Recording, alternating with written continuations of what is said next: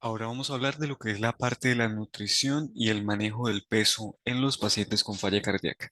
Mi nombre es Luis Carlos Picón, soy enfermero de la Clínica de Falla Cardíaca de la Fundación Cardiovascular, practicante de la Universidad Industrial de Santander y les vengo a hablar de lo que es la parte de la disminución en el consumo de sodio y sal, que ya hemos tocado en una de las charlas anteriores, disminución de las grasas saturadas y el colesterol, la parte de disminución del consumo de harinas, aumento en el consumo de frutas, verduras, fibras y granos, implicaciones del consumo de potasio y la importancia del manejo del peso, además de algunas recomendaciones para poder comer saludable, que es una porción. Vamos a hablar primero de la disminución del sodio y la sal, volver a tocarlo de las charlas anteriores que lo hemos hablado. En esto decimos que se encuentra siempre grandes cantidades de sodio y sal en alimentos, productos empaquetados que vienen con endulcorantes, conservantes, aditivos, etcétera. El consumo de sodio y sal no favorece mucho en la evolución de la enfermedad y se ve más bien es en la parte de la prevención de complicaciones. Sí, una de las complicaciones por consumir grandes cantidades de sal, grandes cantidades de sodio, es la retención de líquidos, que es lo que no deseamos en la falla cardíaca, porque esto empeoraría la condición de la persona. Disminución de las grasas saturadas y del consumo de colesterol. Ahí vemos que la mayoría de los alimentos de hoy en día tienen grandes cantidades de grasas saturadas y de colesterol que muchas veces no las tenemos en cuenta. En esto vamos a ver que el colesterol me puede generar en ese exceso de grasas que llamamos grasas trans, son las grasas saturadas y el colesterol, disminuir la sangre que me está pasando por las arterias. ¿Sí? La sangre normalmente debe pasar por una arteria normal, así como la vemos en la primera imagen, pero si te consumimos estas cantidades de grasas trans, colesterol, se va pegando esas grasas a las paredes de las arterias hasta que me tapa completamente y es ahí cuando nosotros vemos los problemas que necesitan los pacientes, los stents, que necesitan como tal un tratamiento para poder ayudarles en eso que se pudo prevenir desde la alimentación. ¿Listo? En las arterias. Y otra que me puede tener grandes cantidades de grasas trans y colesterol es las proteínas de origen animal. Estas proteínas contienen cierto porcentaje de grasa de estos animales y de colesterol, por lo que siempre si se van a preparar, lo más recomendado con este tipo de carnes es hornearlas, asarlas a la parrilla, que sean hervidas, cocinadas al vapor o en lo que llaman el escalfado y que no se les coloque aceites requemados o que no se utilice mantecas, porque esto va a generar que aumente su cantidad de colesterol y su cantidad de grasas trans que no nos va a ayudar. Algunos alimentos procesados tienen grandes cantidades de grasas trans. En estos alimentos, por ejemplo, podemos encontrar la tocineta, el tocino, el jamón y la mayoría de los embutidos, embutidos como salchichas, chorizos, ¿sí? Todos estos tienen grandes cantidades de grasas. Si nosotros también hablamos en los hábitos saludables, está la disminución en el consumo de harinas refinadas. ¿Cuáles son estas harinas refinadas? Son aquellos que vienen en estos empaquetados. Panes, bollos con sales adicionales, panes instantáneos, por ejemplo, cereales calientes instantáneos, cereales secos con sal adicional, galletas saladas comunes, ¿sí? Esas galletas de paquete, lo mejor es evitarlas porque también no me están ayudando al ser unas harinas sobreprocesadas.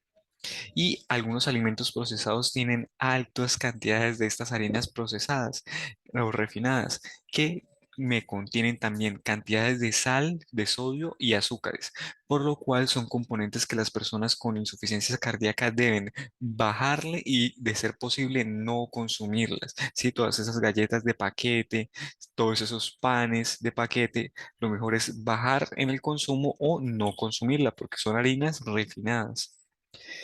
Lo mejor ahí en los hábitos nutricionales es aumentar el consumo tanto de frutas, fibras y de granos. ¿Qué podemos entender acá? Que podemos cambiar los snacks o el mecato de los paquetes de papitas y demás que son muy procesados y cambiarlos por nueces, ¿sí? Aquí tenemos, por ejemplo, almendras, tenemos maní, ¿sí? Entre 20 a 30 gramos de nueces nos dan fibras, nos dan vitaminas, nos dan minerales y antioxidantes, que todo esto nos ayuda a mejorar en los vasos sanguíneos, en las arterias, su capacidad elástica, sí, nos ayuda a mejorar toda esa parte cardiovascular, nos ayuda a mejorar las arterias y que se prevenga lo que hablábamos antes de que se me tapen las arterias o, por ejemplo, la parte también de la tensión arterial.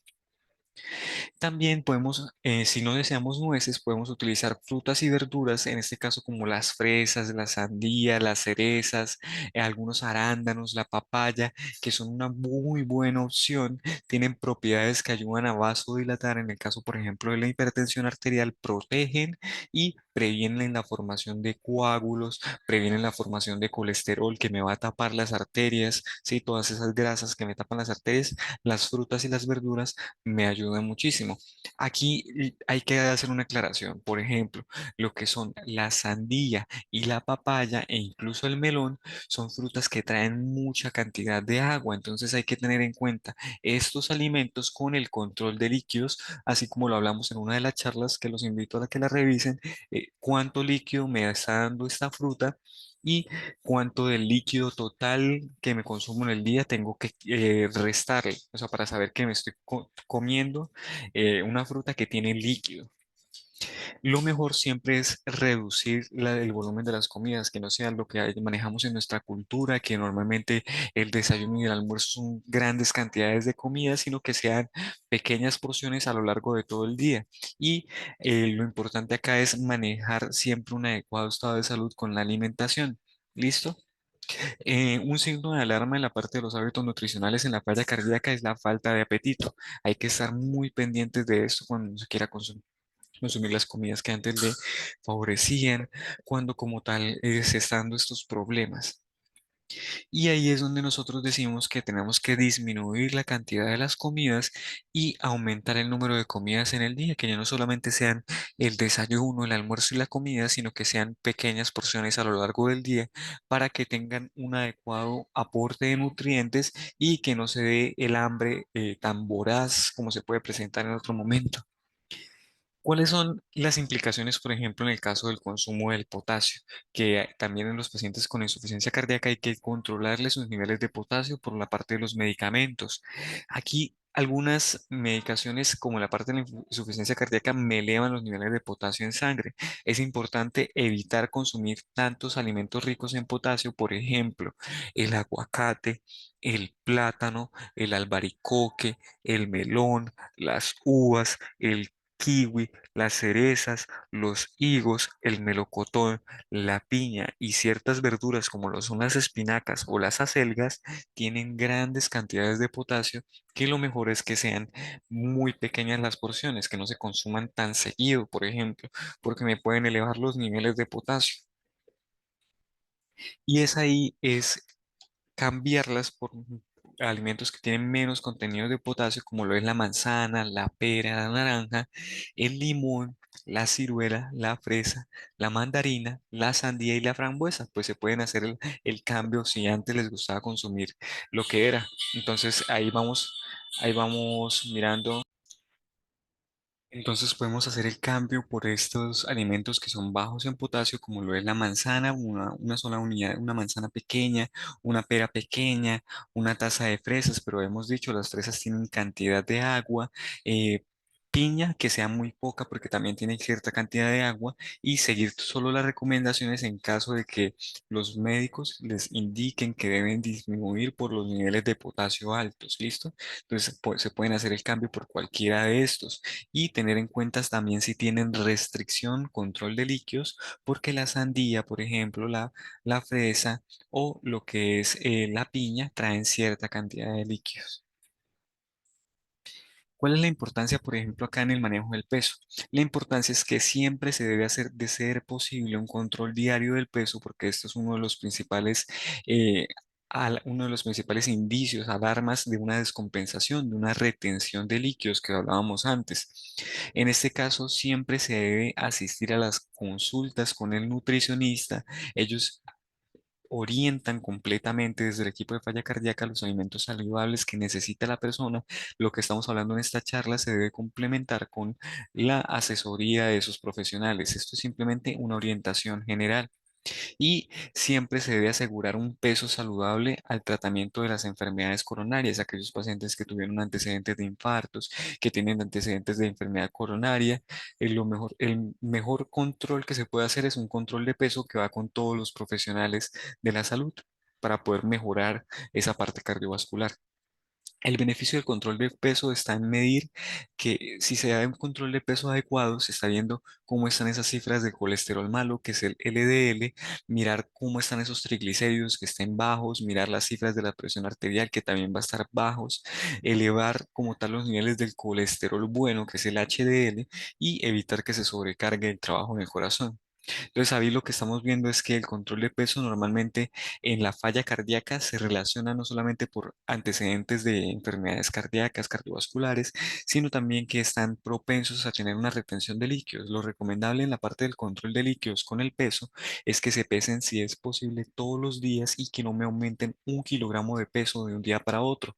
Y en la semana estar pendientes de que no se me aumenten de una semana, en una semana 2 a 3 kilogramos. ¿Listo? Por eso es que hay que estar pendientes de esos cambios, que es lo que estamos hablando antes, 1 kilo de un día para otro, 2 a 3 kilos en la semana, y ver los indicios, lo de los párpados que hablábamos antes, la hinchazón de los párpados, que le queden apretados los anillos, argollas y demás, que las medias les queden muy apretadas por el caucho o los zapatos muy ajustados.